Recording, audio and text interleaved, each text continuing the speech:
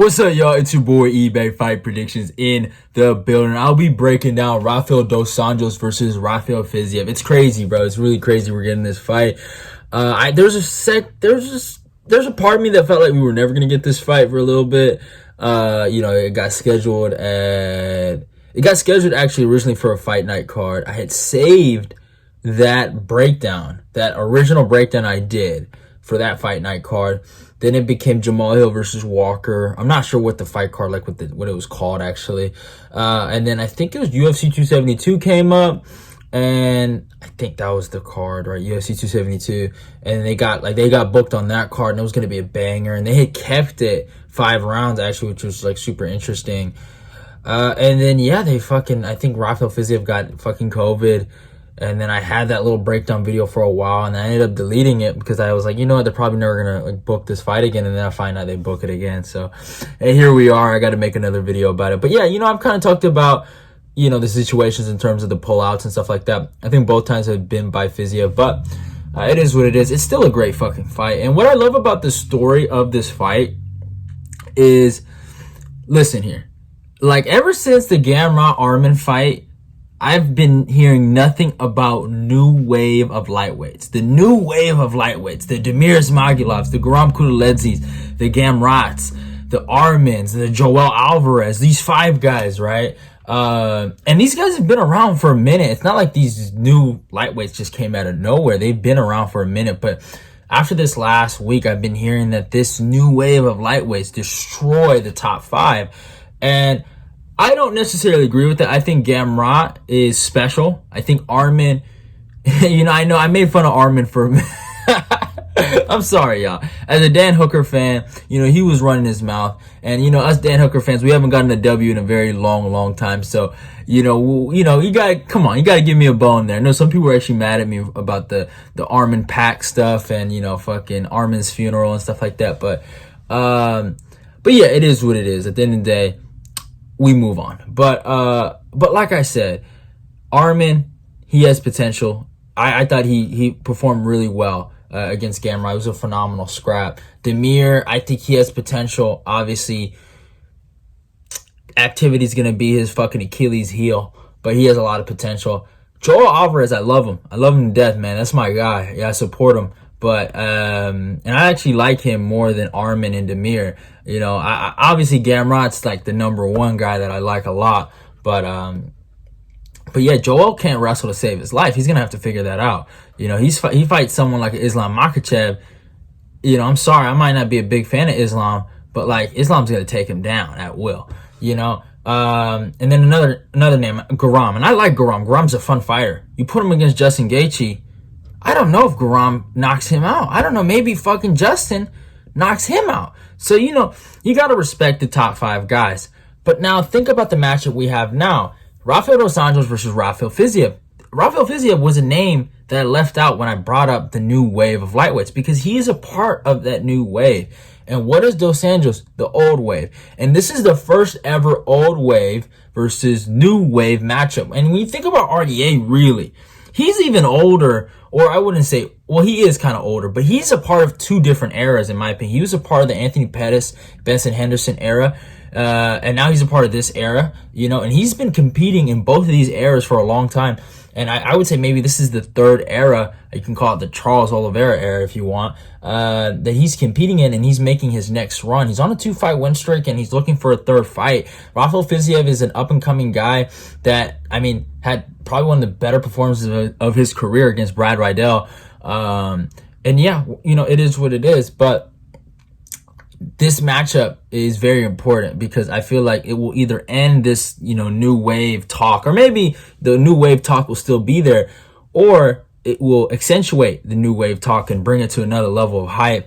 And that's what I love about this matchup. It's like new era versus old era. It really old school versus new school. I love it, but you guys, if you know me, you guys know who I'm rocking with at the end of the day. It's a great fucking fight, though. I love it. I love how they match up with each other because the skill sets, and they both have each other's kryptonites, in my opinion. So I love the fight. In terms of the rankings, though, if I can go actually look up the UFC rankings. No, I just went to Tapology. I'm retarded. Rankings. Yeah, let me go to the rankings. RDA has kind of worked himself like pretty highly up. RDA is number 7 and Fiziev is number 10. So Fiziev is now a top 10 fighter in the UFC. So that's really interesting. RDA comes with a record of 31-13, lots of experience. He's fighting out of Brazil, which is awesome. I think, you know, I'll talk more about that later. Age 37, a height of 5'8", and a reach of 70. Fiziev has a record of 11-1, only 1 loss. Age 29. It's fighting out of Florida and Sanford MMA. A height of 5'8", and a reach of 71.5. So in terms of like, they basically match up pretty similar in terms of height. You know, in the reach, obviously Fiziev has a bit of advantage, so this is gonna go to him. Now obviously youth and prime goes to fucking Fiziev. As much as I love RDA, and he doesn't look old. I won't say that. He doesn't look old. Some of the things aren't as fast as it used to. Maybe the body kick isn't as fast as it used to be back in the day, but it's still pretty good. It's not bad. The wrestling's still there. The combination punching's still there. But at the end of the day, Fiziev is a young man in his prime. And a man in his prime, well, he's getting into his prime. But a man getting into his prime or near his prime is a very, very dangerous man, especially in MMA. And a guy with his resume as a kickboxer and a striker, and just pure Muay Thai going into MMA and showing this ability just to knock guys out and just looking phenomenal. It's dangerous. It's dangerous. But at the same time, experience. He lacks experience. What does RDA have? Experience, right? And he's been in the game for a very long time. He's seen it all, right? He's been through the trenches. So, you know, it's beautiful that we see this kind of fight because, again, each guy has their kryptonite, you know, in my humble opinion. And that's just in the reach. That's just in the height. That's just in the age and the experience. And RDA, he can bring it to him. He can give him something that guy's never seen, Fiziev. And that's a hard fucking fight, a slobber knocker, a fucking high wrestling pace, a lot of things, right? He can bring it to him and show him a different side of this MMA game. But as much as I like Fiziev, you know, as a human being, I think he's a nice person. I'm just going to say all the good things I want to say. Obviously, I might disappoint some people, but we might be in the PG eBay prediction era since we're talking about eras. But I really do like Fiziev as a person. I watched some of his IG stories. He seems like a nice, genuine guy. But I think he's somewhat overrated in terms of, not in terms of skill or ability, but how he does well against the top 5. And he's obviously a part of this new wave bullshit, right? Not, I said new wave of lightweights, and they just assume he's gonna knock out everyone because of his striking, and it's just not true. You know, we'll talk about some of his performance. He has the win over Alex White, Mark Dukesky, Renato Moicano, Bobby Green, and Brad Riddell. I give him his credit. Riddell, he overperformed. I think he killed all expectations. He has a loss to Magomed Mustafayev. He got caught. I give him that. I don't really consider that a real loss for him because it was like a spinning heel kick to the face that was meant to honestly be probably to the body.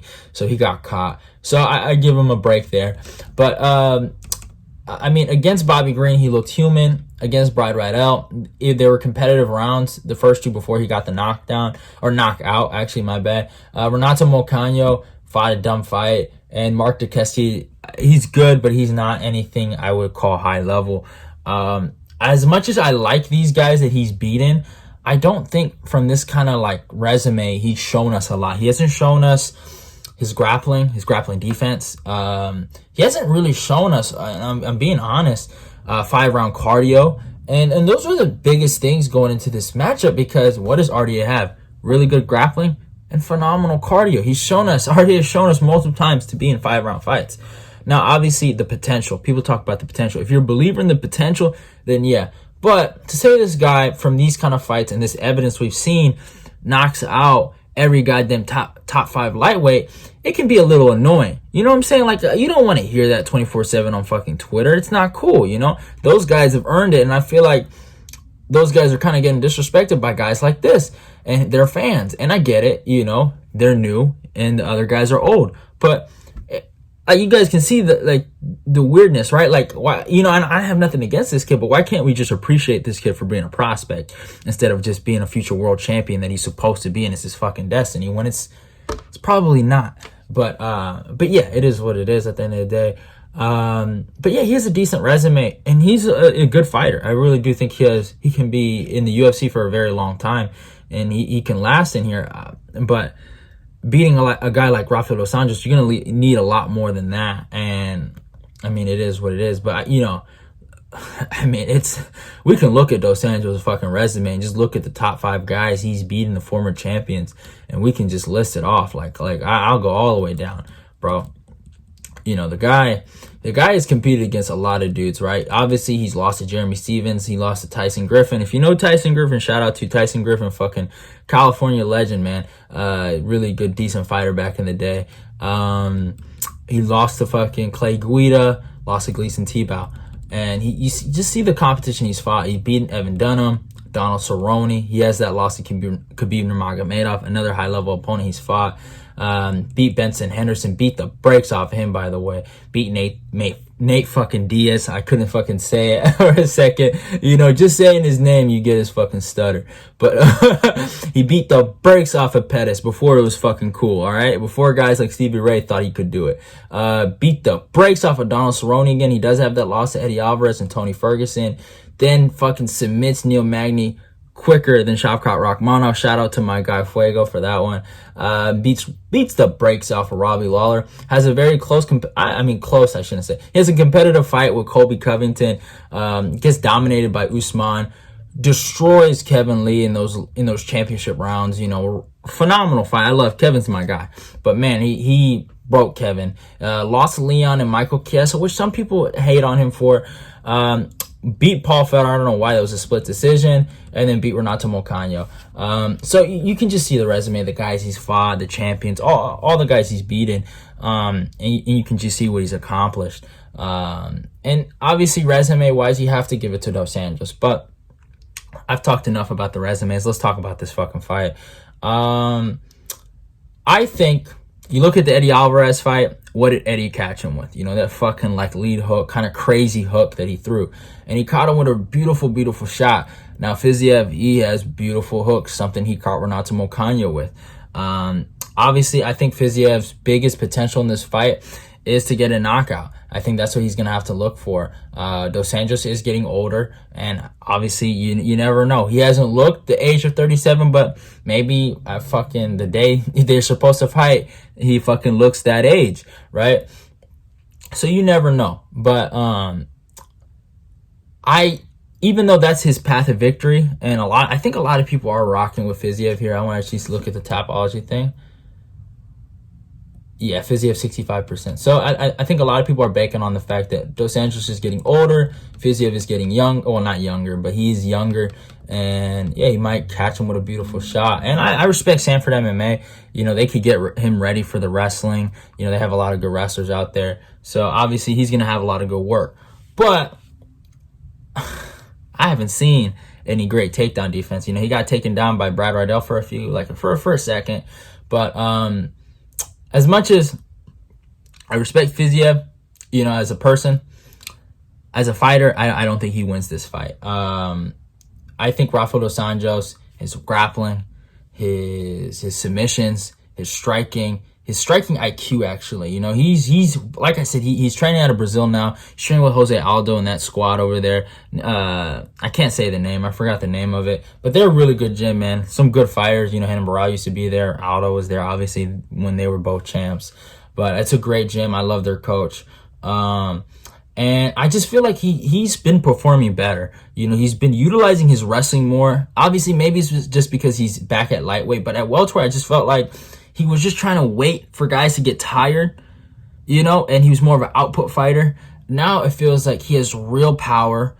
He can hurt guys, and he can out-grapple the fuck, can maul you. And that's what he did to Moicano, man. That was a beautiful, sensational performance against Moicano. He was able to out-grapple him, really put a pace on him.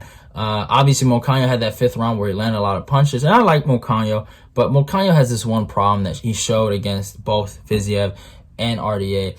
He's too emotional. I think his biggest issue is his emotion and his ability to not take himself out of that emotion and fight a smart game plan. He likes to bang. I can see it. Like, obviously, you know, he likes to swing and bang. He loves the thrill of fighting in the pocket. He's not suited to fight like that. He's a guy that should be sticking his jab, right, moving around, using his fucking leg kicks and shooting for takedowns at distance. That's who he should be, you know? But he doesn't fight like that. He gets emotional. You saw in the Hazovic fight, he got fucking emotional after he subbed him. He was yelling at him, especially against the RDA fight. After the Cutman tried to go, you know, watch his head, he pushes him away. Even against Fiziev, before he got knocked out, you know, he's yelling at Fiziev. So that's what, you know, that's his number one problem. But Renato Moicano could have beat Fiziev. Now, in my opinion, I just think RDA is just a better version of Renato Moicano, and he's gonna fight smart, and he has IQ, and he knows Fiziev might be a little better than him in the strike, just a little, not a lot, but a little. But I mean, there's a big difference on the ground, though, in my humble opinion. There's a big difference, and you know what? Maybe I'll take it back. Maybe there's a medium-sized difference in the striking, and Fiziev is the clear favorite. Well, I'll say that, but RDA can hold his own. I don't know if there's that kind of, you know, ability for Fiziev to hold his own on the ground. Now, do I think he's going to get submitted after the first takedown? Probably not. But I think the wrestling, I think the team that RDA is with right now after leaving Perillo, and I like Perillo. Perillo's a good dude, good boxing coach, but I think RDA just wasn't reaching his full potential with Perillo. Just having this fight with Fiziev, I think it's going to show a lot of people that RDA, he ain't the fucking one, man. He's still well alive in this division. He's still a fucking dog, and I think he's going to fucking put a beating on Fiziev for 5 rounds. I got Rafael dos Anjos 48-47. I think he could get dropped. He could get hurt. I saw in that 5th round, you know, he kind of got, he did get lit up a little bit in that 5th round against Moicano, but I'm taking RDA by decision, 48-47, 3-2, maybe 4-1. I just think the takedowns, and it's not just RDA's ability to take people down, it's his ability to chain his striking with his takedowns. I say it over and over again. What separates MMA fighters from fucking wrestlers, or just, you know, I shouldn't even say that. What separates certain guys that have like crazy grappling backgrounds to certain MMA fighters is the ability to mix it up, to transition, to strike and then wrestle, and it being seamless. Some guys, you can see it, there's a pause and it's a little rough around the edges and it's just not as clean. This guy RDA, he can strike at you and throw leg kicks and throw 1-2 combinations and then shoot for a fucking double leg like it was nothing. You know what I'm saying? He's on a different level. You know, he's one of a kind. He's been through the ringer. He's been through multiple eras. He's seen it all. And this new wave ain't something he hasn't seen. And he's going to take care of Fiziev. I got him by decision. Hope you guys enjoyed the video. Go follow me on my Twitter and my Instagram. Like, comment, and share the video. Let's get this eBay Fight Prediction Nation growing. Love y'all and goodbye. Also, I don't know if I said it or not. Go click that notification button so you get all my notifications.